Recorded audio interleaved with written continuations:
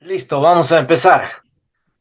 Señor, te damos gracias por tu fidelidad, gracias por habernos guardado y otra vez nos vemos a través de estas cámaras. Señor, tú has sido fiel, nos has dado salud, nos has dado tu gracia, nos has dado el consolador que ha estado día tras día haciéndonos recordar para buscar tu rostro, tu poder a través de la lectura, la oración, al congregarnos todo. Y ahora nos gozamos, Señor, porque tú nos has llevado y nos has traído en los viajes y nos has guardado. Ahora iniciamos esta clase y nos permitas seguir aprendiendo. Sé tú el maestro por excelencia, Señor. Ayúdanos a prestar buena atención y nuestros oídos están atentos, Señor, a lo que tú quieres hablarnos esta noche. Oramos así y entregamos este tiempo en el nombre poderoso de Jesús. Amén. Sí. Muy bien, empezamos entonces con Javier Trujillo. Adelante, Javiercito, tu exposición. Bien, bien, vamos a... La señal es incómoda, pastor, aquí. La señal es un poco incómoda en el lugar donde estoy. Bien, bueno, me toca hablar sobre el libro de Nehemías. ¿Me escuchan? Sí, Y te escuchamos. Adelante, perfecto, hermano. gracias. El libro de Nehemías, bueno, la palabra Nehemías quiere decir hombre consagrado por Dios, o el significado de la palabra Nehemías, ¿no? El nombre hombre consagrado por Dios, hombre bendito y lleno de la luz bendita de Dios. Antes de ir a tocar unos textos, me gustaría hablar un poco del carácter del personaje, conociendo un poco la trayectoria de este hombre de Dios. Bueno, Nehemías es un hombre, en su carácter, es con mucha potencia, o con mucho potencial, podemos decir, ¿no? Y además de aptitudes para hacer todo lo que es posible para emprender o cumplir un deseo. Es un hombre familiar y ama estar cerca siempre de sus seres queridos. Eso es lo que vamos viendo en cuanto al carácter de la persona de Nehemías. Eh, Hablamos también ahí, hablando un poco del amor, ¿no? Del afecto, del ágape que siente este personaje. Nehemías es un hombre muy familiar, eh, pero que en sus pocas ocasiones eh, da a luz a su corazón, un corazón eh, muy sensible, porque cuando encuentra a una persona y lo comprende, se siente muy feliz. En cuanto al trabajo, como persona, Nehemías puede ser un hombre, un excelente arquitecto, trayendo a nuestra época y viendo en todo lo que el libro de Nehemías nos relata, podemos ver a un excelente arquitecto en la persona de Nehemías. Y no solamente como arquitecto, sino podemos hablar también un poco como un dibujante, o también podemos decir un excelente historiador, o también podemos considerarle como un excelente muralista, si queremos ir un poquito más allá de los dones o talentos que hoy en día, ¿no? Hay dibujantes, hay arquitectos, hay muralistas y hacen excelentes murales en las paredes. Unos manejan spray, pincel, brocha gruesa, delgada, pero hay unos excelentes. Entonces, si lo traemos a Nehemías a nuestra época, en su carácter podemos ver que es un excelente, que hoy día los puentes se construyen años, ¿no? Este hombre podría hacerlo pues con la inteligencia, ¿no? Su capacidad, dar unos excelentes soluciones o resultados. ¿Y qué podemos hablar del trabajo? Si hoy, pues, para levantar un muro con los arquitectos, ingenieros y tanta tecnología, se demoran años. Y a propósito, tenemos un puente en Tingo María que está ya años. Y cada invierno que viene, otra vez borra las bases y ahí está. Pero en cuanto a trabajo, Nehemías nos refleja un hombre excelente en cuanto a decisiones, en cuanto a habilidades. Podemos hablar de unos datos también con respecto. Es un líder que sale al haber reconstruido las murallas de Jerusalén. Y haré un poco de la historia bíblica. Voy a remontarme un poco a la historia bíblica para conocer cuántas deportaciones afrontaron el pueblo hebreo. Entonces, aquí podemos ver, el pueblo hebreo había sufrido 3 deportaciones. 3 deportaciones. En el reinado del rey Salomón, se divide el reino después de su muerte.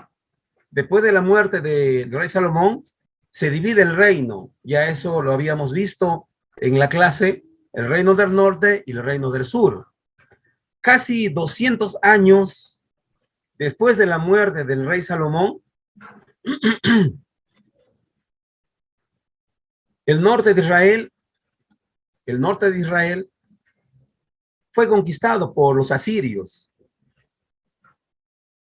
Estamos hablando aproximadamente de 2700 años. Y después de 200 años, el reino del sur, Judá, cae en las manos de los babilónicos. Y después la ciudad de Jerusalén es quemada, saqueada y destruida en el año 587 antes de Cristo. Podemos remontarnos. Y solo muy pocos judíos, como relata la historia, en la Biblia encontramos, muy pocos judíos sobrevivieron a ese entonces. Avanzando un poco, el rey Ciro de Persia ahora conquista Babilonia. El rey Ciro de Persia conquista Babilonia, ¿ya? Y hace regresar sobre el liderazgo de un hombre llamado Esdras. Eso lo podemos ver en Esdras 4, capítulo 4. Si están con su Biblia, por favor, ahí podemos verlo. Esdras 4 del 1 al 3 y dice: oyendo los enemigos de Judá y de Benjamín que los venidos de la cautividad edificaron el templo de Jehová Dios de Israel, vinieron a Zorobabel y a los jefes de las casas paternas y les dijeron: edificaremos con vosotros porque como vosotros buscamos a vuestro Dios y a él ofrecemos sacrificio. ¿Ve? Ahí encontramos el primer regreso. Entonces avanzamos un poco y a través del liderazgo de este hombre, Esdras, entonces en el tiempo de Zorobabel, esto sucedió a 67 años después del primer exilio, cuando Judá fue tomada.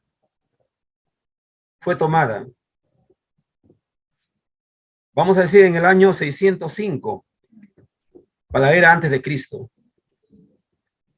Y de la profecía de Jeremías, en Jeremías 29:10.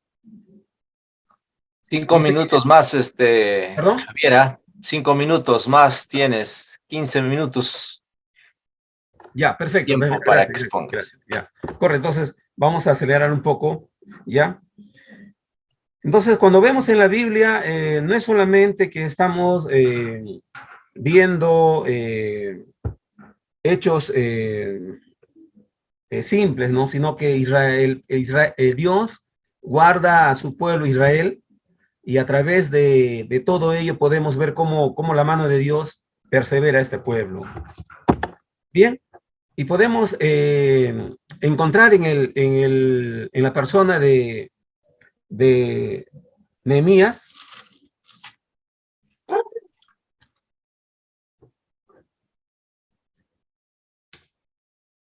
y miren lo que dice Nehemías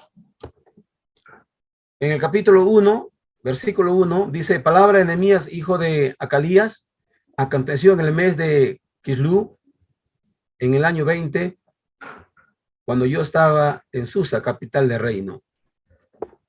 Esto sucede en el momento que no se había reconstruido, el templo se había reconstruido, pero las murallas de Jerusalén estaban derribadas, estaban derribadas. Es por eso que cuando Nehemías pregunta a sus hermanos, ¿ya? De cómo está, recibe la noticia y dice, el remanente que quedaron de la cautividad, ahí en la provincia están en gran mal y afrenta. Aquí encontramos otra característica de un hombre, ¿no? De un cristiano, vamos a decir, para la época, que se siente al ver las noticias. En el versículo 4 dice, cuando yo oí estas palabras, me senté y lloré. Es otra característica más que yo puedo rescatar en este personaje de Nehemías, ¿ya? Cuando recibe la radiografía o la situación de su pueblo, encontramos a un hombre muy comprometido, con un corazón muy sensible a la situación de ese entonces. Se identifica con sus hermanos y es llamado a la unidad, y llama a la unidad, llama a la unidad, porque dice la palabra ahí en el versículo 4, cuando oí estas palabras me senté y lloré. Esto hace ver a la persona de Nehemías, ¿ya? Una persona que carga la situación de, de su país, podamos decir, de sus hermanos, con gran pasión para la obra de Dios. Dios está buscando hombres así como Nehemías, con pasión por las almas que se identifican con la condición del mundo. ¿Qué podemos decir, no? La situación actual, si no hay muros que reconstruir físicamente, pero hay una humanidad que cada día va en depravación, un desborde total. Entonces, para concluir, quiero decir que los Nehemías de este tiempo tienen que ser como cual encontramos en el versículo 3, pregunta la situación de su pueblo, y en el versículo 4, que sienta compasión, que sienta necesidad para la situación actual que estamos viviendo. En tu lugar donde estás, te aseguro que también hay muros que reconstruir. La juventud, los adolescentes, los niños, tu entorno familiar, tu entorno amigal, de aseguro que también necesitan de tu pasión, de tu tiempo para que puedas reconstruir su vida, su necesidad espiritual, no sé, pero en el lugar donde yo me encuentro, revisando esta tarde y los días que vení preparando, leyendo lo que es la persona de Nehemías, me hace pensar de que Dios está llamando muchos Nehemías. No he querido tocar los textos porque ya algunos hemos leído de repente el libro de Nehemías. Si no lo has leído, yo te invito a que lo leas. Tiene estrategias muy amplias, en todo sentido. Lo que he querido hoy día es enfocar es a la persona, especialmente al personaje, al carácter, al tipo de trabajo, a la parte sensible de Nehemías. Eso me llama la atención a mí. La parte humana, la parte que Dios está buscando, pasión, tener misericordia. Entonces, eso está buscando Dios en este tiempo. Los Nehemías de este tiempo, sea varón, sea mujer, tienen que ser personas con pasión, con personas con misericordia. Y por eso Pablo le dice a Timoteo, ocúpate en la piedad, dice, ¿no? Porque el ejercicio corporal no tiene mucho provecho.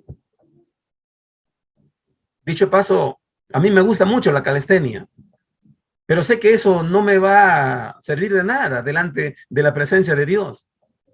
La piedad, la misericordia, eso va a llenar ascuas y coronas allá cuando me presente ante el tribunal de Cristo.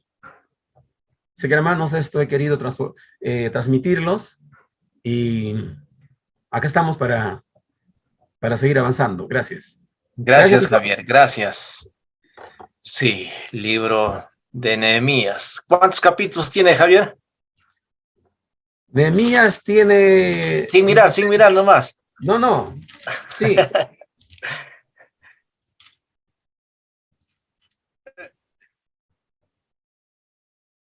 ¿Cuántos capítulos tiene? 13, pastor, 13. Ya. Nehemías, ¿no? Es un lindo hombre de Dios. Cuando nosotros estamos en la voluntad de Dios, Dios va a abrir camino. ¿Cuál era su profesión de Nehemías? Copero, pastor. Él estaba en una situación muy difícil, Muy cómoda, ¿no? muy cómoda. Parece cómoda, pero también muy riesgosa, porque el que tenía que morir primero era el copero. Si le daban veneno o algo, entonces él tenía que morir primero y el copero se servía primero, comía primero y después comía el rey. Él escucha la noticia de Hanani, él ora a Dios, le pide permiso al rey y el rey le suple las necesidades. Nosotros imaginamos que no va a salir, pero la verdad es que sí, Dios nos va a guiar, nos va a conducir y vamos a poder realizar la obra de Dios. ¿En cuántos días acabó de construir todo el muro? 52 días, dice. Claro, 52 días. O sea, él voló, corrió. Aún él fue un hombre muy estratega, madrugó. Aún en la noche hacía supervisión. Es un lindo libro de Nehemías. ¿Ah? ¿Tienen algunas preguntas acerca del libro de Nehemías? ¿Cuál es el versículo central de Nehemías que te ha llamado más la atención?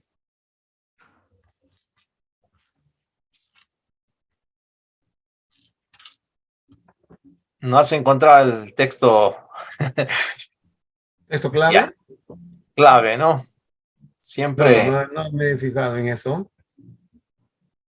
intentamos buscar uno clave, ¿ah? Bien. Gracias, Javiercito. También has leído y sacaste ya 2 preguntas de cada capítulo. 2 preguntas de cada capítulo. Sí, de Nehemías. Como No, te tocaba exponer, tenías que leer y sacar 2 preguntas de cada capítulo. Ya no he sacado eso. Ya, listo.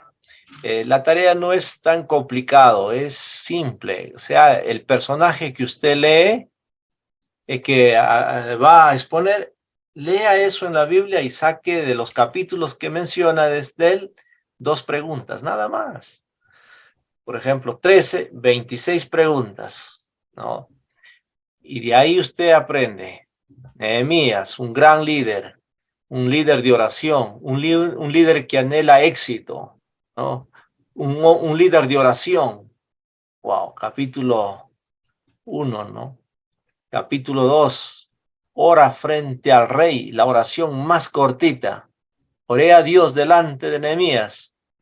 Y miren, esa oración fue respondida inmediatamente y le suple las necesidades, los permisos para que vaya y anime a su pueblo. Dios, cuando Dios trabaja, así lo miramos trabajando. Y Dios quiere usar a ustedes, así como lo usó a Nehemías, puede usar a nosotros también. Muy bien. Otro expositor. ¿Quién? Gracias, Javier. Muy bien. Yesarel salió o está por ahí. Itamar salió. Ya, Sol para la próxima semana. Zulin, buenas noches. ¿Para cuándo va a exponer? ¿La otra semana o ya Sí, está listo? la otra semana. Pastor, una pregunta, es que no me queda claro. Yo he estado sacando, bueno, he estado avanzando, ¿no? 2 preguntas por cada capítulo. La próxima semana que me toca exponer, ¿solo tengo que decirlas o decirlas y responderlas? O como No, o sea, te toca exponer. ¿Qué personaje has tomado? David. Ya, David. Entonces, lee esos capítulos de David, creo que está desde capítulo 16 de 1 Samuel, ¿no? Sí. El ungimiento, todo eso, ¿no? Uh-huh. Y termina segunda de Samuel, todo el mucho, pero ya, lo importante es que hables de David. Sacas 2 preguntas, es para presentar nada más. O sea, tú lo tienes y me presentas nada más. Ah, ya. Eso, Ya. posición oral, nada por escrito, se le manda algo por escrito. Sí, sí, por escrito me presentas y la exposición ya lo haces tú aquí en el grupo, ¿no? Ah, ok. Rey David, lo ungió Samuel, todos los detalles, ¿no? Eh, tuvo 100 mujeres, cuántos hijos, tuvo conforme el corazón de David, ¿no? Mató a Goliat, ¿no? La gente que se unió, entonces es muy interesante, ¿no? ¿Quién estuvo al lado de David? Un pastor, ¿no? Tuvo 2, primero Samuel y después la muerte de Samuel, ya es Natán, entonces todo eso lo vas armando bien bonito, ya. Listo. Pastor, tengo que escribirle y enviarle por Word. Ya. Si ya lo tienes, lo mandas nomás. Ya, listo, listo. Listo. Ok. ¿Entendido? ¿Alguna pregunta más? ¿Todo bien? ¿Todo claro? Julio, ¿cómo estamos? ¿Todavía está en el trabajo, Julio? Pastor, sí, disculpe, tengo algunas dificultades en la computadora, recién estoy estando al trabajo también, por eso estoy conectado ahorita con el celular nada más, es Ok, por eso que ok. no estoy puesto el video, pastor, Listo. disculpe. Entendido. Itamar, se salió Itamar. ¿Qué pasó, Itamar? Bueno, ya. Vamos ahora a ver. Ya. Muy bien.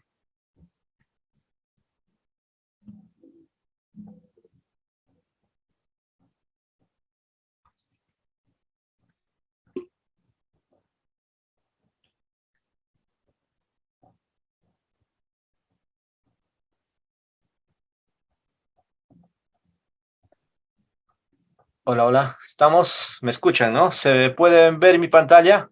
Amén, amén. Sí, Ya, pastor. esta es la 6ª clase. Entonces, el tema central del Antiguo Testamento.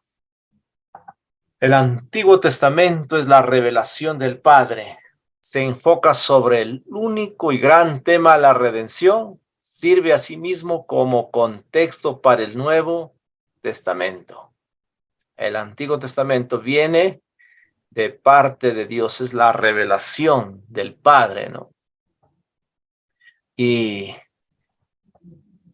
y esta revelación lo vamos a ver en Hebreos 1, del 1 al 2. A ver, ¿quién puede leer, por favor?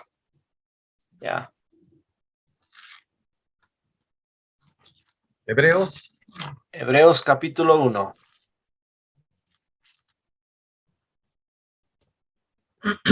Hebreos 1, del 1 al 3, léelo. Ya, perfecto.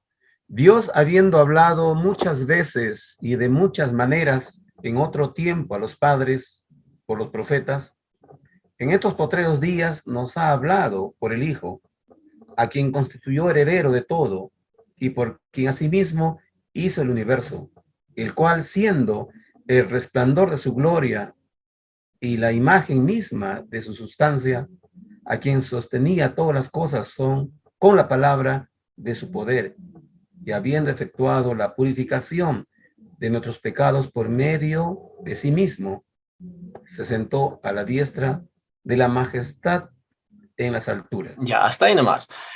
Mira, Dios se revela, ¿no? En el Antiguo Testamento es la revelación del Padre. Por ejemplo, tenemos la revelación natural. La revelación natural es la creación.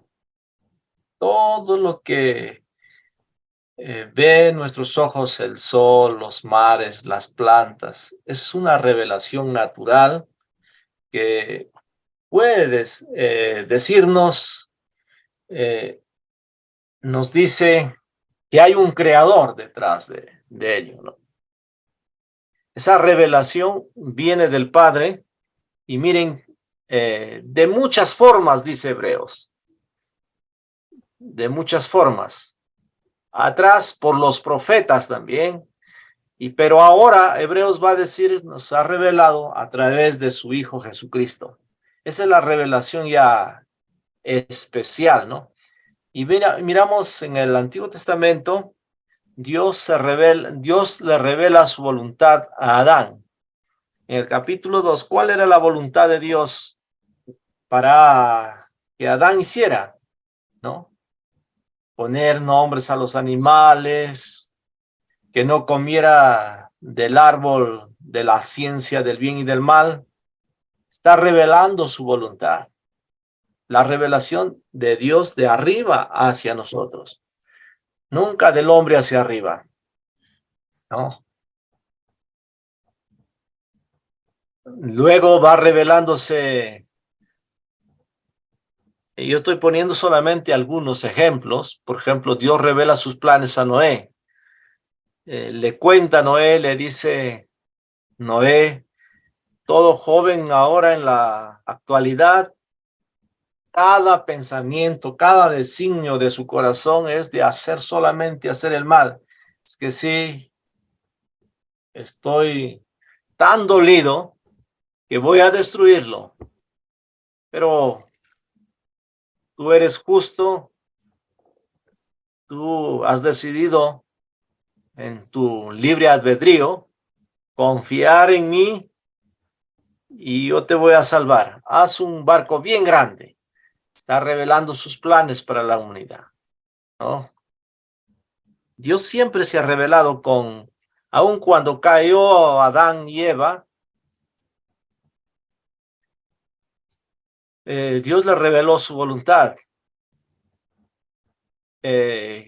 Los expulsó del huerto para que en pecado no volviera y comiera del árbol de la vida y viviera eternamente en pecado.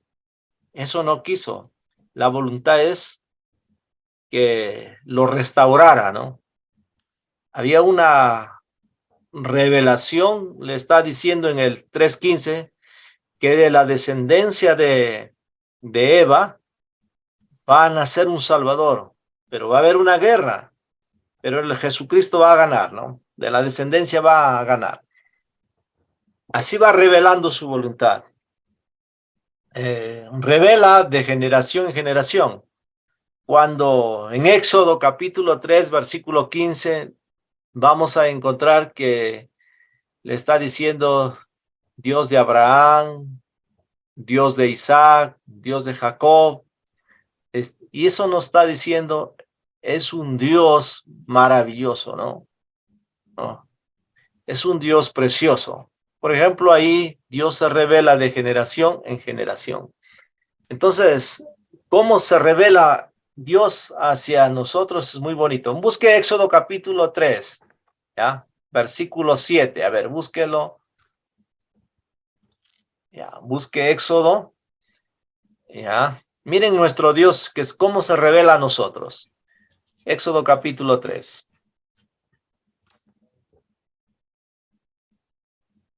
Versículo 7.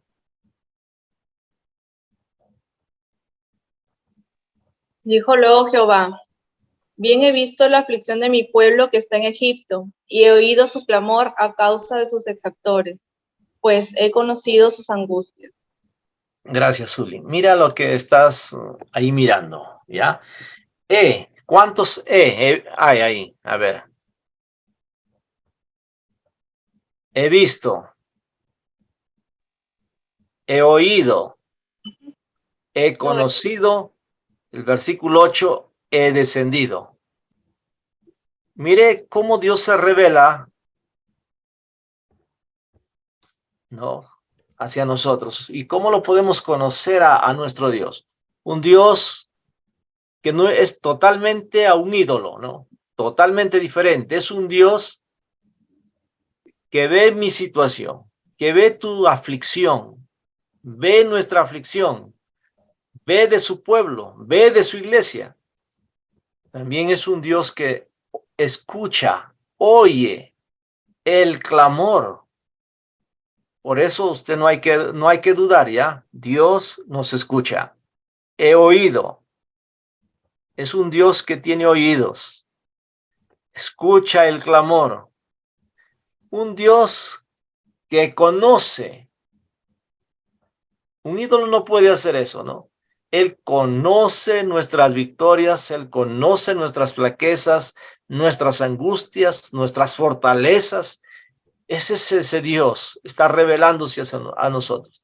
Y no solamente es eso, sino es un Dios que, que ve, que oye y conoce. No, es un Dios que desciende y actúa. Versículo 8, he descendido para librarlos, para sacarlos a una tierra buena y ancha. ¿Se da cuenta? Ese es el Dios en la cual nosotros estamos estudiando, estamos sirviendo. ¿Qué tal revelación que Dios hace, no? Y en el versículo 15, miren lo que está diciendo el 15. Además dijo Dios a Moisés, así dirás a los hijos de Israel, Jehová, el Dios de vuestros padres, el Dios de Abraham, Dios de Isaac y Dios de Jacob, me ha enviado a vosotros. Es un Dios de generación en generación.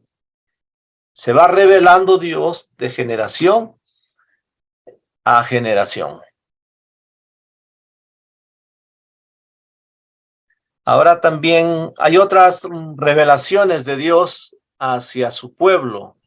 Ahí aparece el ángel de Jehová. ¿Ha escuchado eso? El ángel de Jehová. En el Antiguo Testamento hay teofanías que son revelaciones de ángeles, como acá está dando estos textos, el ángel de Jehová. Hay en Génesis hay cantidad de veces repite, ¿no? En Éxodo también, hay en los jueces, por ejemplo, de los padres de Sansón, Manoa. El ángel de Jehová aparece a la esposa de Manoa y le dice, ¿qué es lo que tiene que hacer? ¿Qué es lo que tiene que, cómo debe crecer el niño? No probar nada de la vida, es un niño nazareno, ¿no? Todo le explica bonito el ángel. Y esas revelaciones, esas apariciones, el ángel de Jehová. Pero ese ángel Es una revelación muy especial en la cual quiero que ustedes vean. ¿Ya?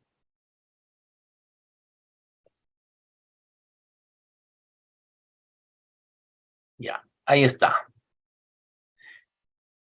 Hay varias citas, por ejemplo, en el Génesis tenemos 2, ahí tenemos 3, 6, 8 veces. Y es que no he puesto algunas. Ya. El ángel de Jehová.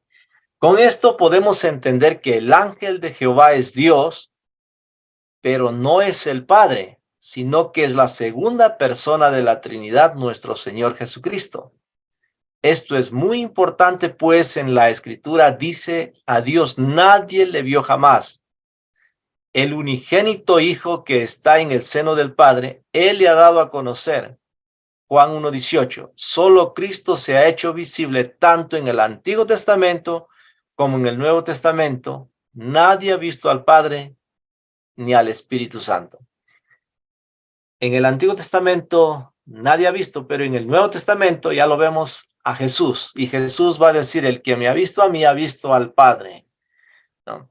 Pero Jesucristo en el Antiguo Testamento, Él se presentaba como el ángel de Jehová. Es muy importante también el Salmo 34:7. El ángel de Jehová acampa alrededor de los que temen y los defiende. Entonces, esto es muy importante, este salmo, todos lo sabemos quizás de memoria, y ese es el mismo texto que podríamos citar en Mateo capítulo 28, versículo 20. Yo estaré con vosotros todos los días hasta el fin del mundo. Ahí, siéntase protegido, siéntase amado y tiene guardaespaldas mejores. ¿Ya? El ángel de Jehová acampa alrededor, pero hay una condición: los que le temen. ¿Ya? Temer no significa tener miedo, no. Significa más bien estar consciente de la presencia de Dios a su lado. ¿Ya? A ver, ¿quién puede leer ahí, por favor?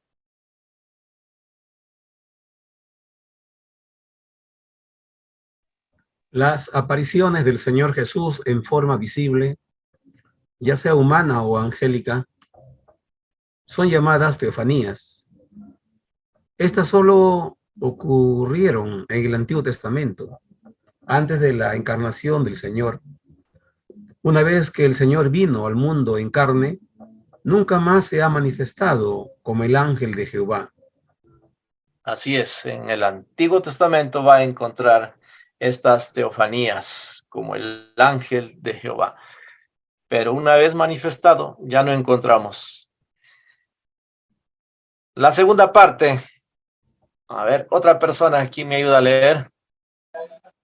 Las apariciones del ángel de Jehová en el Antiguo Testamento son una prueba de la preexistencia de Cristo, es decir, que Cristo no fue solo un hombre y no fue creado, puesto que existió desde la eternidad y se manifestó a los hombres desde antes de su nacimiento en Belén.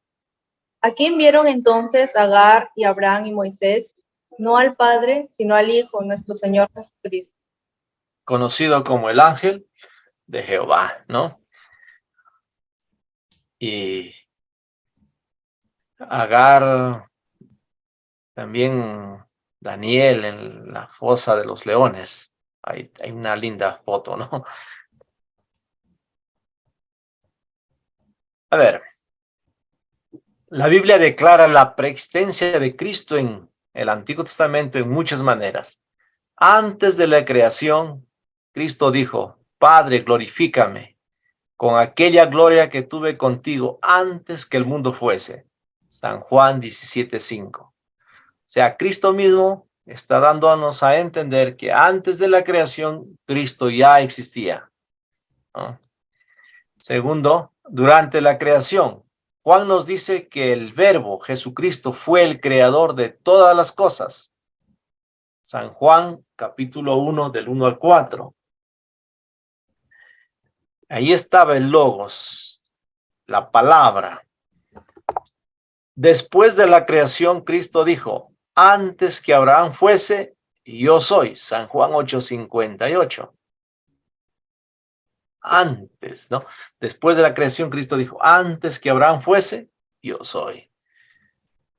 Eso es nuestro Señor Jesucristo.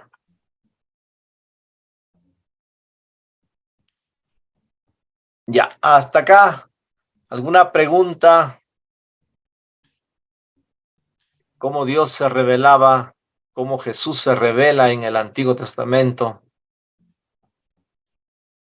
¿Cómo se revela hoy en día Dios a nosotros?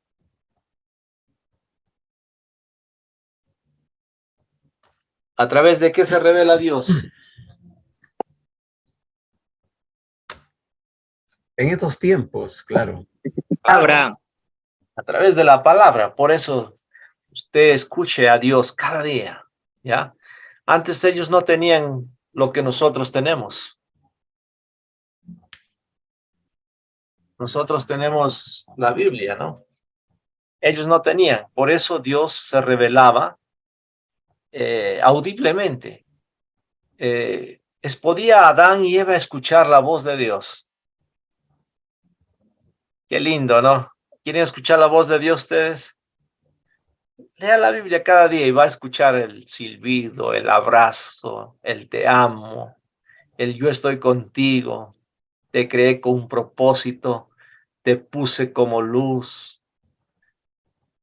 Lea la Biblia, ¿ya? Como dice el Salmo 19, ¿no?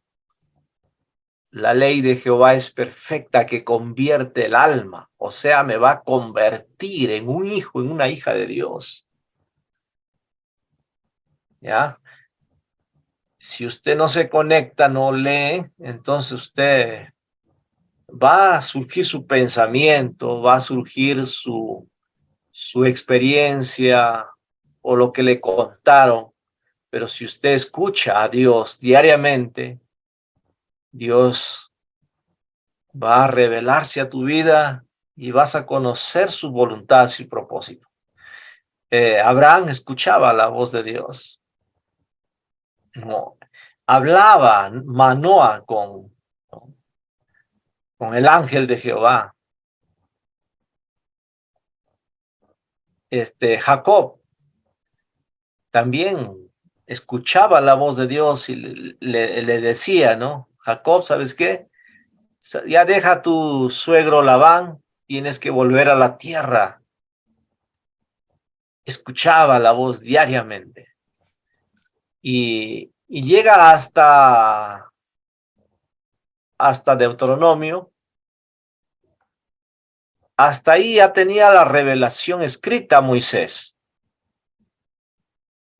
Moisés había escrito lo que Dios quería para su pueblo, para el pueblo judío. Hasta ahí ya tienen. Entonces Dios le dice a Josué, Josué 1:7, no te apartes ni a derecha ni a izquierda de este libro. Y hay la revelación escrita, ¿no?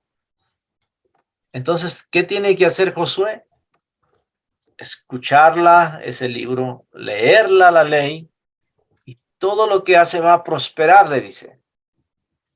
Entonces él va escuchando la voz de Dios a través de la escritura, y también como no estaba la revelación todo, va a escuchar la dirección de Dios, Josué, y Josué va a continuar con la revelación escrita. Él también va a escribir.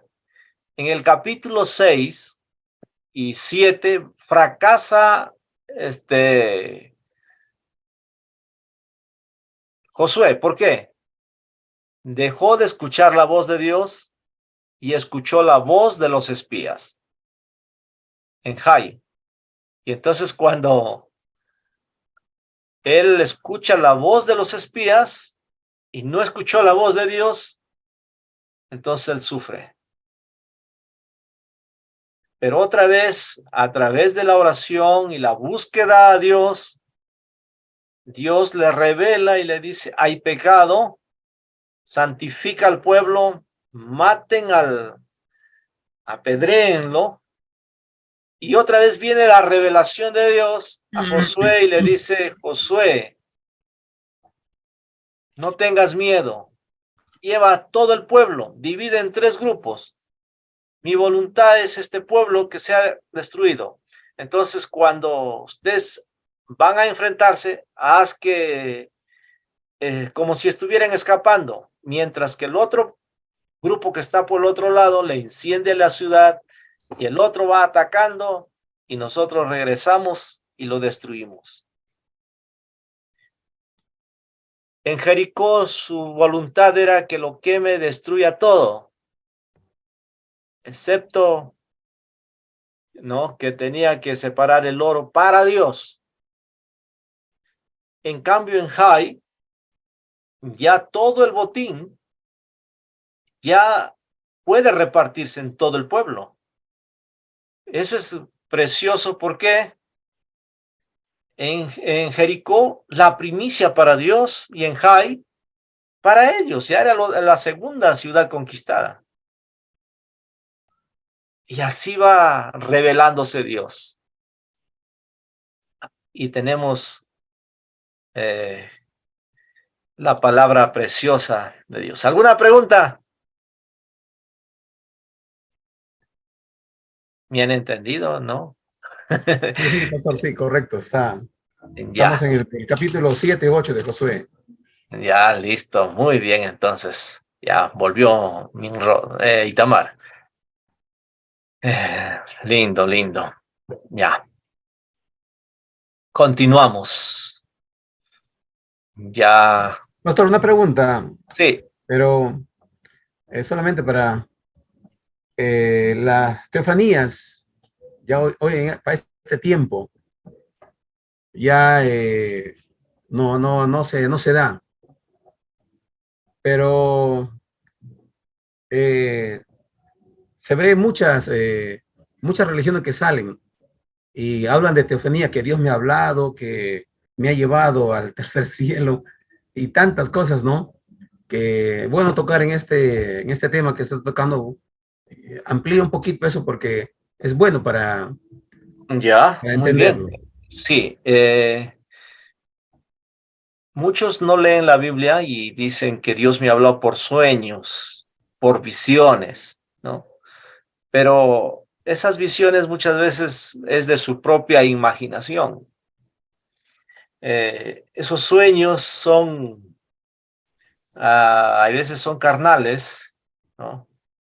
Y, y no debe conducirnos, no debemos de llevarnos por eso, ¿no?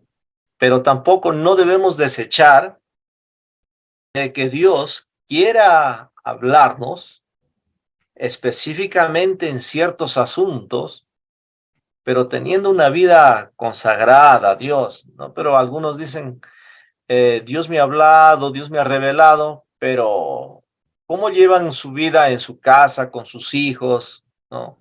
Pero en la iglesia hablan lenguas, sienten revelaciones, pero ella o él ni se sujetan, ¿no?, uno al otro en su hogar. Entonces, hay que ver los frutos. Hay un caso muy importante en el Nuevo Testamento. En el capítulo 17 de Mateo, hay una experiencia que tiene el apóstol Pedro. ¿Ya? Jesús va al monte y, y con sus 2 discípulos más íntimos, allá en el monte, es un lugar glorioso y le dice, Pedro, es mejor que hagamos una enramada para Elías, para Moisés y para Jesús, ¿no?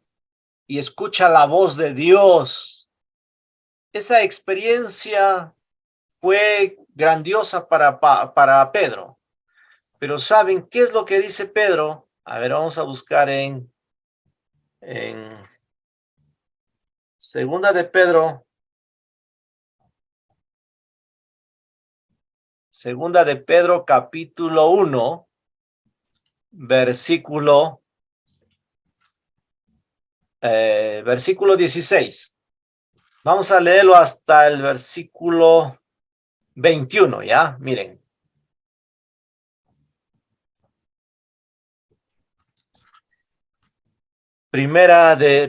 Segunda de Pedro, capítulo 1, versículo 16. Dice, porque no hemos dado a conocer el poder y la venida de nuestro Señor Jesucristo siguiendo fábulas artificiosas, sino como habiendo visto con nuestros propios ojos su majestad. ¿A qué está refiriéndose eso? Habiendo visto con nuestros propios ojos su majestad. Pues cuando él recibió de Dios Padre honra y gloria, le fue enviada desde la magnífica gloria una voz que decía, este es mi Hijo amado en el cual tengo complacencia. Y nosotros oímos esta voz enviada del cielo cuando estábamos con él en el Monte Santo. Tenemos también la palabra profética más segura. Ahí está. ¿Qué está diciendo Pedro? Está bien, yo puedo decirles que yo he tenido una experiencia maravillosa. Escuché la voz de Dios, he visto la teofanía, la revelación, lo vi a Moisés en el monte, pero yo no hago esto mi doctrina. Yo no hago una religión de esto. Que mi experiencia, tú también la tengas esa experiencia, no. Dios se revela a cada uno diferentes maneras y en especial dice, a mí se me reveló así, pero yo no sigo eso. Ese es para mí, queda para mí. Yo tengo el versículo 17, dice, a ver, léelo por favor el 17 que dice, no, el 19, perdón, el 19.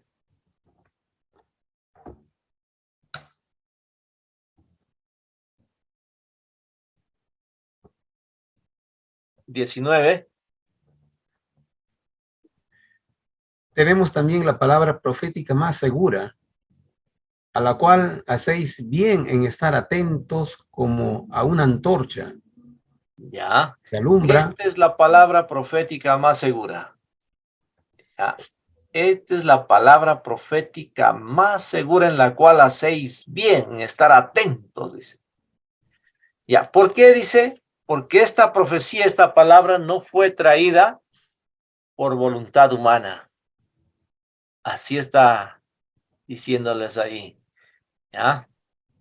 En el versículo 21 ya dice, porque nunca la profecía fue traída por voluntad humana, sino que los santos hombres de Dios hablaron siendo inspirados por el Espíritu Santo. Entonces, si hay algunas, especialmente los pentecostales libres, pentecostales de Jesucristo, incluyendo las asambleas de Dios, ¿no? Tienen más valor, le dan a los sueños, a las visiones, antes que a la palabra de Dios. Pero nosotros, como Pedro, él dice, tenemos la palabra profética más segura, la Biblia, la palabra de Dios. Esté atento. Bienvenida, Sarita. ¿Qué dice Julio? ¿Ya estamos listos para exponer? ¿Qué pasó con Cesarel? Me mandó su trabajo. Ya. Muy bien. ¿Está claro? Pastor David, Sí, Tamar.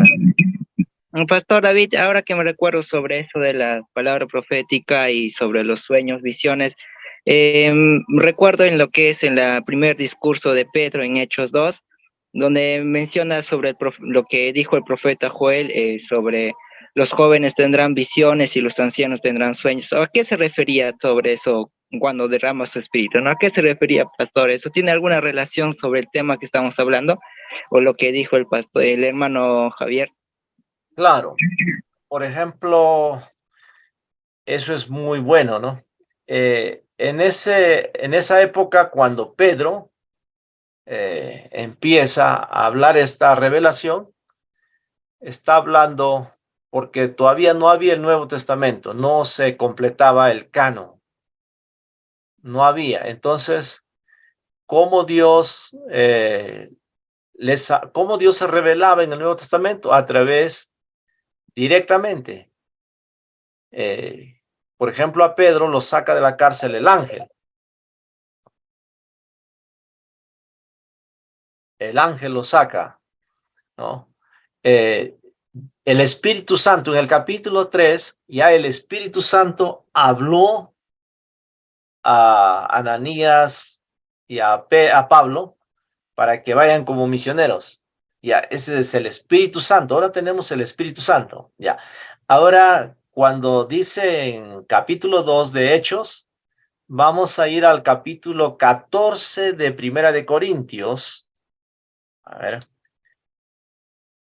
Primera de Corintios 14, 1. Ahí está diciendo que hay que seguir el amor, procurad los dones espirituales, pero sobre todo que profeticéis.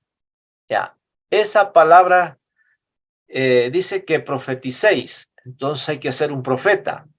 Ya, esa palabra, profetizar, es tomar la palabra de Dios y explicarla. Eso es lo que está diciendo, ¿ya? No está diciendo que Dios le habla directamente y va a hablar, ¿ya? En el Corintios va a decir este don de interpretar la palabra y compartirla. Eso es la idea ahí en Corintios, en la... Ese, Pastor, sí, lo que el hermano acaba de preguntar con respecto a la profecía de Joel, ya, el contexto viene en el capítulo 2 de Hechos, versículo 13. Ahí dice, mas otros burlándose decían, están llenos de mosto. O sea, pensaban que estaban ebrios. Entonces, dice el versículo 14, entonces Pedro poniéndose en pie, con los 11 alzó la voz y les habló diciendo. Entonces Pedro nombra la profecía de Joel para aclarar a los que se habían mofado, porque pensaban de que estaban ebrios.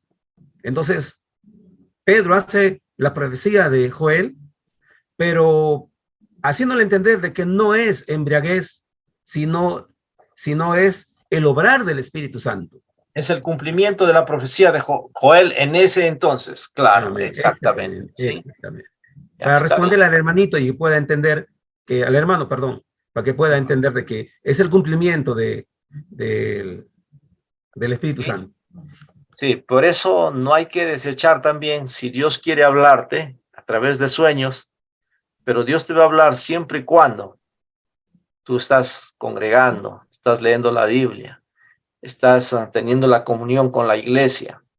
Pero si no hay eso, no esperes revelación de Dios, ¿ya? La revelación de Dios viene a través de conocer a Él, a través de la Biblia. Tenemos la revelación profética más segura, dice, en la cual hacéis estar atentos, atentos, porque la palabra de Dios convierte el alma, hace sabio al sencillo. Léanlo, eso es muy importante, ¿ya? Disfruten la palabra del Señor. Yesarel apareció. ¿Cómo estamos? Pastor, buenas noches. Sí, tenía reunión de mi pequeño y ya terminó, entonces estoy ingresando por el celular, pero mi laptop se está reiniciando. Ingreso Ya. para ahí para poder exponer. Ya, Pastor. Ok, ok. Sí, en unos minutos ingreso entonces con la laptop hasta que se reinicie para poder exponer. Ya, Pastor, gracias. Ya, está bien, ok. Muy bien, continuamos. Continuamos. ¿No hay otra pregunta? ¿O si hay? Bien. Ya, pasamos al siguiente, ¿ah? El propósito de la revelación. Propósito de conocer, ¿no? El propósito es conocer cómo es Dios. ya estableció el escenario para la salvación del hombre, ¿no? Es el propósito de darnos a conocer cómo salvar al hombre, cómo llegar hacia él, ¿no?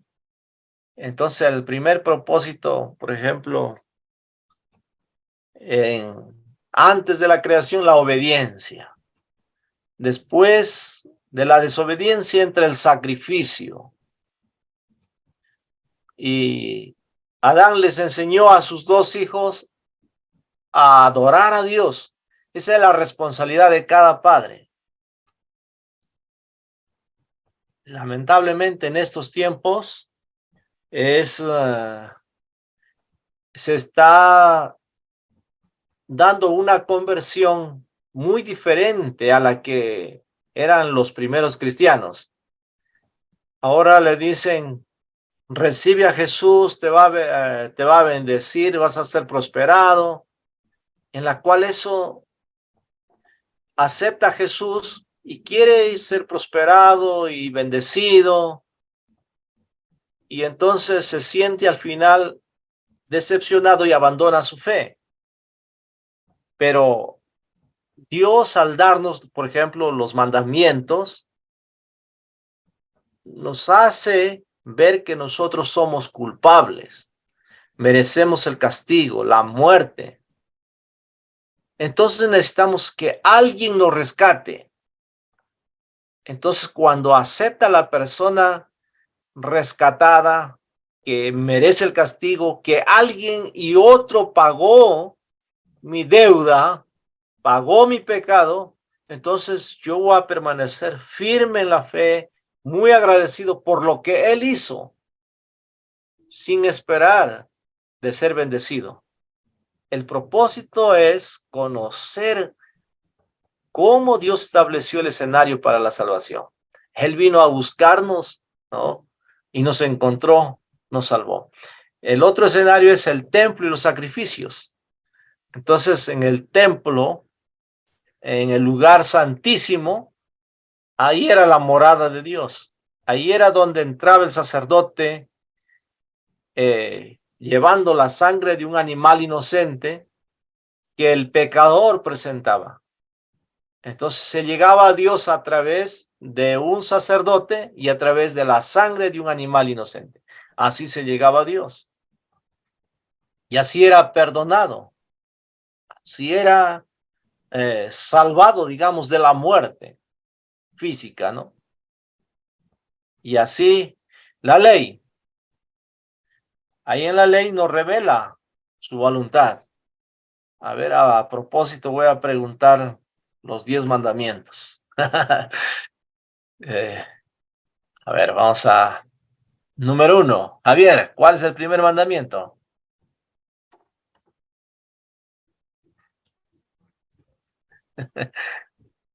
El segundo mandamiento, Yesarel. Pero si les pregunto cuántas cervezas hay, ahí se me va a responder Pilsen, Trujillo, Brahma, no sé qué más.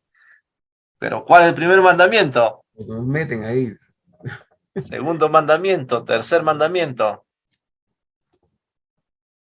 Ya Zulín quiere hablar. A ver, vamos, Zulín. Ahí está activando su micrófono. Julio. Iba a decir, el primero, amarás a Dios sobre todas las cosas. No, no es ese. No.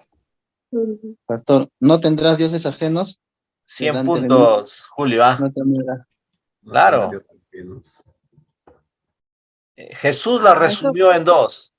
Amarás al Esos son Señor. los que me habían Dios enseñado en el colegio. Pero el primer mandamiento es no tendrás dioses. Él quiere ser el número 1. 2, no te harás imágenes. 3, no tomarás el nombre de Dios en vano. 4, Acuérdate del día de reposo. 5, honra a tu papi y a tu mami.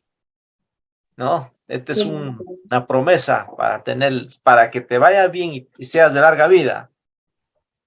¿Qué más? 6, No matarás. 7. No cometerás adulterio. Así es. Si usted quebranta uno, ha quebrantado todos. No. En el Antiguo Testamento, la ley nos condena. Y aún en el Nuevo Testamento, Jesús la perfecciona.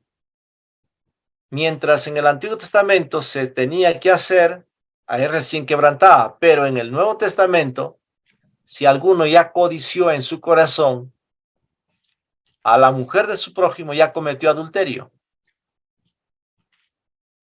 Entonces, en el Nuevo Testamento Jesús va más allá, ¿no?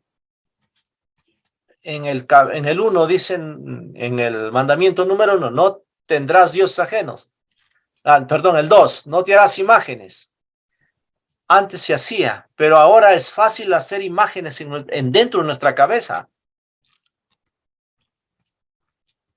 ¿Y qué pasa? No lo tiene afuera, pero la tiene en nuestra cabeza, esa imagen, ¿no? Y volvemos donde estamos. La ley, la monarquía. La monarquía es Dios siendo el rey de su pueblo. En el tiempo de eso lo vamos a ver en el libro de Samuel, ¿no? Donde el pueblo de Israel quiere ser como las otras naciones, quieren desechar a Dios y tener un rey. Y después viene Dios revelándose a través de los profetas. Dios hablando a los profetas, ¿no? Y el profeta comunicando al rey, al pueblo, entonces su voluntad de Dios. Era el propósito. ¿Ya?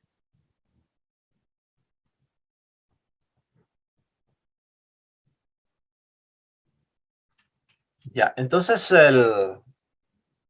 el Antiguo Testamento es la historia de Dios caminando en una relación de pacto con su pueblo. ¿Ya? Es una relación, ¿no?, de pacto con su pueblo. Hagan esto y vivirán. Viene de Dios hacia el pueblo, no el pueblo con Dios. Simplemente el pueblo, ¿qué tiene que hacer? Sujetarse en su voluntad. Y eso lo va a revelar mayormente el capítulo 28 de Deuteronomio. Ya, si quieren prosperar, obediencia les va a decir ahí. ¿Qué más tenemos? A ver, la palabra testamento, usted lo sabe, ¿no? Testamento proviene del hebreo berit, que significa pacto. Este antiguo pacto fue celebrado con Abraham y su descendencia por su generación con fidelidad, ¿no? Es el pacto de Dios con Abraham. Ahí vemos, por ejemplo, el pacto con Adán. Simplemente fue un mandato. Con Abraham y su descendencia ya fue que tenía que circuncidar, ¿no? Y entraba al pacto sus hijos y todo. Bien. Los relatos del Antiguo Testamento son históricamente exactos y verídicos. Ya, entonces no es un libro cualquiera, sino que históricamente pueden comprobar con los datos, los lugares, los años, con otra literatura que sí existieron esos lugares, ¿no? El Antiguo Testamento no está aislado a los eventos de la humanidad, inhumanidad. Ya, bueno. Sí, por ejemplo, esos reyes que menciona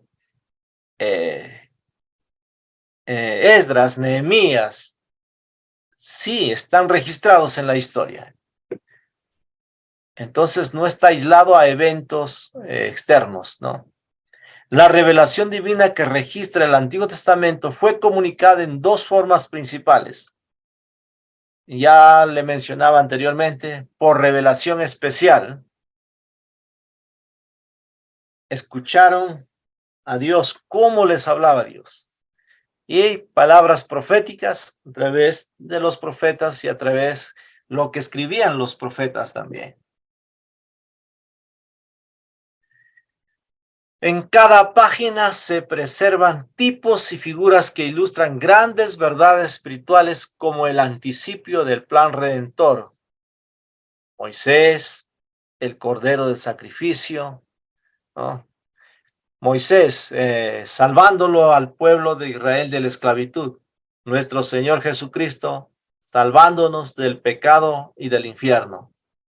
El cordero del sacrificio. También ilustran grandes verdades espirituales, ¿no?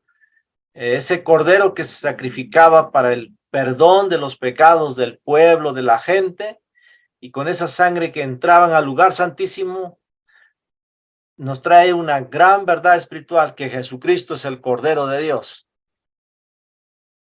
¿Ya? Bien.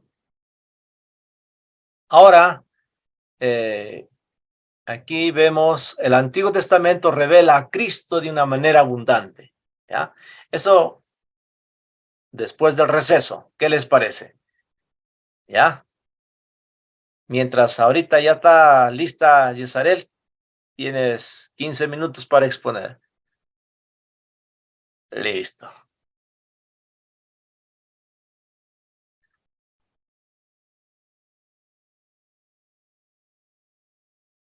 Buenas noches, hermanos. Un poquito que está fallando aquí la laptop, pero yo le había compartido algo, pastor, en el WhatsApp. No sé si me permite de ahí nomás para poder exponer, o en esa parte.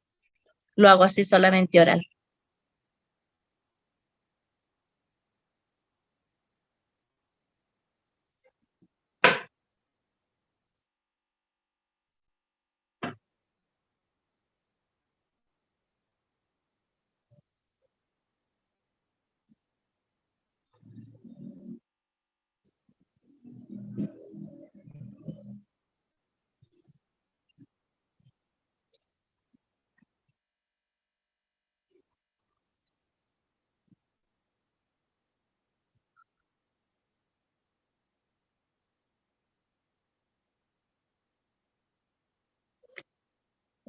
¿Puede iniciar, no, pastor?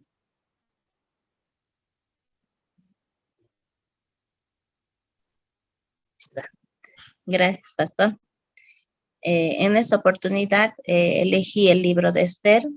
Me agrada en cierto modo este personaje en todo el proceso de la historia, y cómo el Señor utiliza a una mujer, y muchas de las veces podemos decir que calla su identidad, ¿no? Entonces, ¿quién fue Esther en la Biblia de Reina Valera? Podemos ver que era una hermosa doncella judía, y ella era huérfana e hija adoptiva de su primo Mardoqueo, y se convirtió en la reina de Persia y de Media cuando se casó con el rey Asuero, conocido también como Jerjes I. Su historia se narra en el libro de Esther, con el mismo nombre de ella, y se celebra aquí en la fiesta de Purim Susa, en la residencia real que compartía ella para ese entonces. Podemos ver el origen y significado del nombre propiamente de Esther. Es un origen hebreo, que su nombre verdadero se llamaba Hadashah, que significa mirto. Pero aquí podemos ver, ¿no? Cuando entró a formar parte del harén del rey, por recomendación de Mardoqueo, decide no utilizar este nombre, sino utilizar el nombre de Esther. Este nuevo nombre tal vez se deriva de una forma de llamar al mirto por parte de los medos, mejor dicho, a esa fiesta que se celebraba, ¿no? Ya que era el nombre, dice, pues, ¿no? De una raíz de la palabra que indica en kurdo o persa. Y también el mirto produce una flor que en forma de estrella. También tiene otro significado. Otros estudiosos lo hacen derivar el nombre, ¿no?, de una diosa Istar para ese entonces. El significado del nombre Esther parece derivar mayormente también del término del origen persa antiguo, Stara, que significa estrella o astro. Un Targum de la tradición hebraica dice que ella era la más bella o considerada como estrella de la noche. Esa belleza, en cierto modo, fue utilizada por nuestro Señor también, ¿no? Entonces, podemos ver nosotros aquí en el relato bíblico que era la hija de Abiail, de la tribu de Benjamín, y una de las constituidas en el reino de Judá, y cuya élite conoció el exilio en Babilonia. Ellos fueron exiliados a Babilonia entre los años 586 antes de Cristo, para obtener después de varios años, ¿no? En cierto modo, volver a su tierra natal por medio del edicto persa en el año de 537. Pero la Biblia nos relata además el proceso por el que pasa Esther para llegar a ser reina, el valor y la fe que tiene en nuestro Señor, que podemos decir Adonai, al querer salvar a su pueblo, a pesar de sacrificar su posición como reina e incluso arriesgar su propia vida. Tenemos nosotros como conocimiento de que cuando uno quería presentarse delante del rey, tenía que tener un permiso especial, ¿no? Y ella prácticamente transgrede, pero estaba bajo los planes de nuestro Señor. El texto bíblico no relata cómo, pero que se cuenta que Esther quedó huérfana al cuidado de su primo Mardoqueo, que la instruyó en la ley judía. Después de que el rey Asuero destituye a su reina consorte, en este caso a la reina Basti, decide buscar por todas las provincias de Media y de Persia una nueva esposa. Tenemos conocimiento cuando Basti ofende prácticamente al rey al no presentarse delante de él, y él decide destituirla, pero también al consejo de los príncipes ahí presentes y de sus invitados, hace esa invitación para que elija a su próxima consorte, ¿no? Y después de todo un proceso, es precisamente que Hadash en este caso fue escogida, ¿no? Como reina, Esther prácticamente, por recomendación de Mardoqueo, que era su primo, pero él le había prohijado prácticamente. Ella oculta su origen hebreo. Sin embargo, paralelamente, un funcionario del rey Asuero, como tenés conocimiento, Amán, planeaba un genocidio contra el pueblo judío, ¿no? Y en esa parte también, con engaños y astucias, logra convencer al rey para que pueda realizar una masacre al pueblo hebreo, sea legal y legítima prácticamente aquí. Ante este eminente peligro que estaba pasando el pueblo, Esther decide presentarse ante el rey, y a costa de su propia vida, razón por lo que pide que el pueblo judío le acompañe en una jornada de ayuno.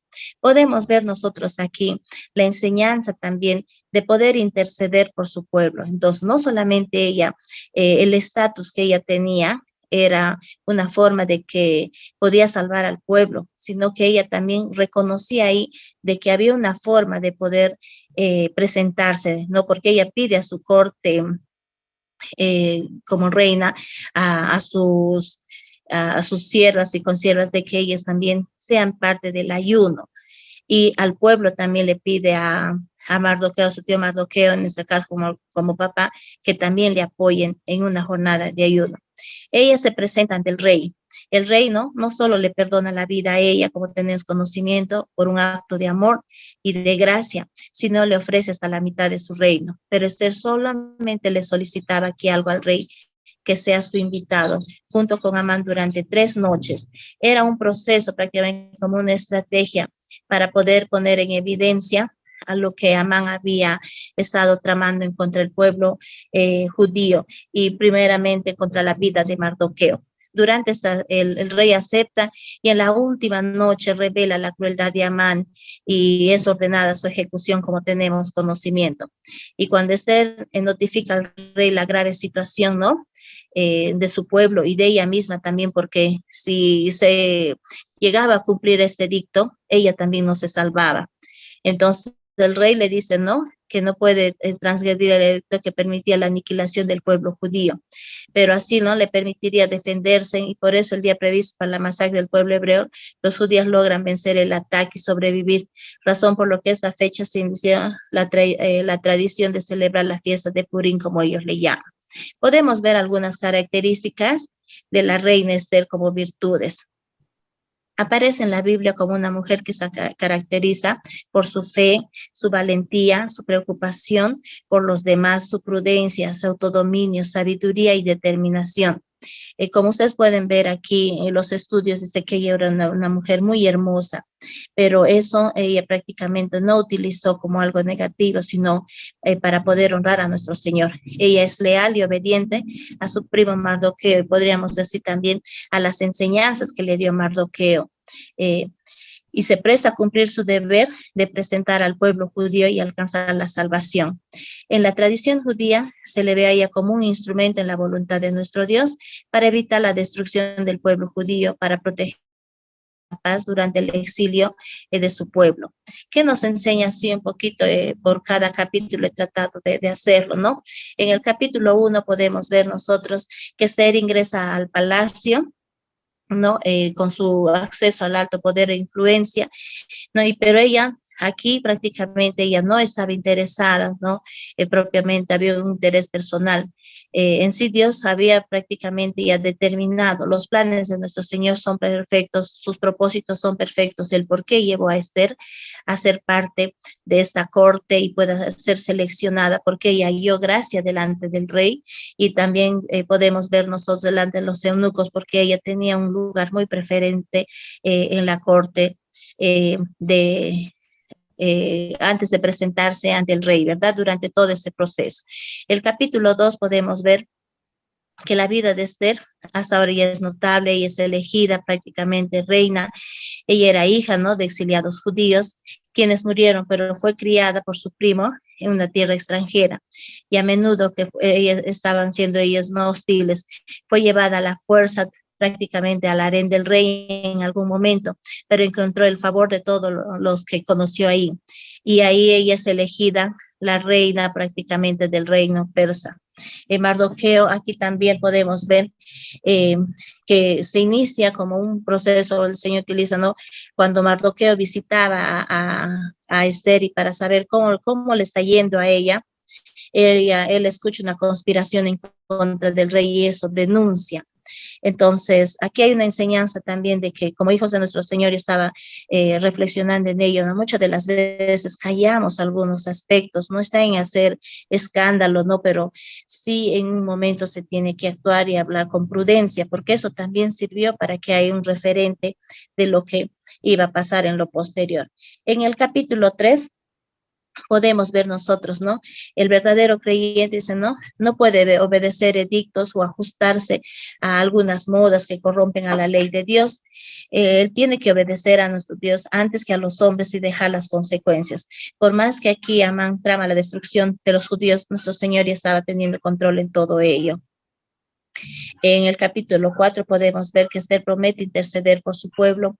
En cierto modo aquí era momento de que hay una preparación también, y era una proyección, ¿no?, de que tenía que haber alivio y liberación para los judíos en lo posterior, porque también en esta parte, si ella callaba o si ella buscaba solamente una solicitud o un beneficio personal, no lo hubiera logrado, porque ella también su vida corría peligro. En el capítulo 5 podemos ver aquí cuando ya vino, ¿no?, el rey Amán al banquete, cuando la reina se presenta ante el rey y hace las invitaciones aquí, cuanto más Amán se sentía muy agradecido de todo ello, pero era un momento donde en cierto modo también la reina Esther también tenía que exponer la situación que había presentado Amán en contra del pueblo judío. ¿Qué nos enseña el capítulo 6? Podemos ver aquí, ¿no?, que Amán se ve obligado a honrar a Mardoqueo, y muchas de las veces podemos ver nosotros como personas que buscamos nosotros la misma el reconocimiento sin hacer nada, ¿no? Porque aquí Amán, cuando conversa con el rey, no le dice, pues no, el rey recordaba tenían ellos un testimonio escritos, ¿no?, de los favores que hizo alguna persona a favor del reino, y en este caso habían encontrado lo que había hecho Mardoqueo, pero no se le había brindado un agradecimiento. Entonces le pregunta y él da una serie de cosas, de requisitos, pero él lo llega prácticamente humillado a Amán en contra a favor de Mardoqueo, pero para él era humillante ello. En el capítulo 7 podemos ver nosotros aquí el enemigo y adversario, ¿no? Prácticamente cae en su propia trampa, podríamos decir. Él es ahorcado en la propia horca que había preparado para Mardoqueo. En el capítulo 8 podemos ver nosotros, ¿no? Que el decreto que realiza el rey Asuero a favor de los judíos se llega a cumplir. La intercesión de la reina Esther aquí hacia el pueblo de nuestro Señor, prácticamente nuestro Señor obra para bien cada situación.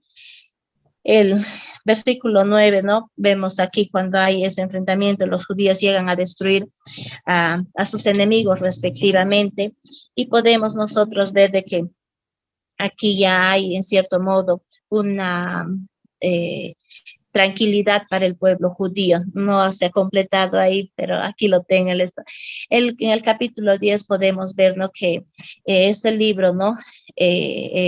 Hoy son solamente 3 versículos, la grandeza de Mardoqueo, pero podemos ver que nuestro Señor obra claramente, ¿no? En la vida de cada individuo, en este caso de cada uno de sus hijos, y también utiliza a aquellas personas que no conocen a favor y al cuidado de su pueblo. En la parte dice, no, aunque perezca que el mundo, dice, no, aunque parezca que el mundo está en manos de los hombres, que muchas de las veces hacen cosas negativas, nuestro Señor sigue teniendo el control, protegiendo a los que son suyos y nos guarda. ¿Cuál fuera la situación, la circunstancia? Nuestro Señor siempre, Él está presto a utilizar nuestras vidas al cuidado de su pueblo y al cuidado de nosotros. Este libro a mí me impresiona cada vez que lo leo, porque aparte de lo que resalta la actitud, las características, los valores de una mujer, también hace de que ella sola no puede hacer algo, sino es unida prácticamente con el pueblo y con las personas. Siempre ella presta oído a los consejos, en este caso, de su padre adoptivo Mardoqueo, ¿no? Entonces yo lo tomo como algo muy especial, que como jóvenes y como personas también mayores, siempre nosotros tenemos que hacer presto a oídos de los consejos de aquellas personas que están sirviendo y amando a nuestro Señor. Es lo que les puedo, hermanos, compartir en esta noche sobre el libro de Esther. Wow, exactito, los 15 minutos. Está muy bien, ¿eh? Excelente. ¿Algunas preguntas sobre el libro de Esther? Pueden preguntar a nuestra hermana Yesarel, ya que ella ha leído. Ajá.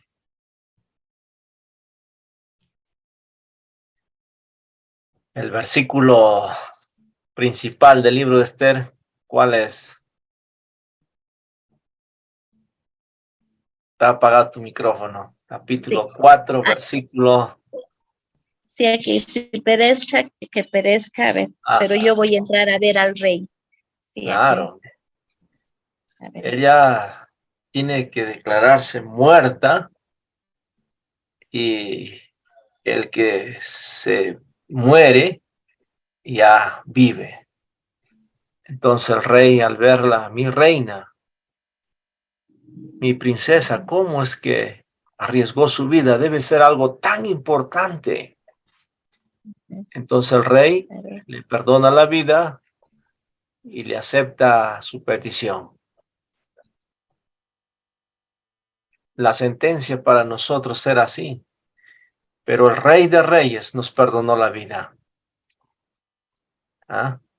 Y nosotros podemos orar al Señor mucho. Es una gran enseñanza el libro de Esther.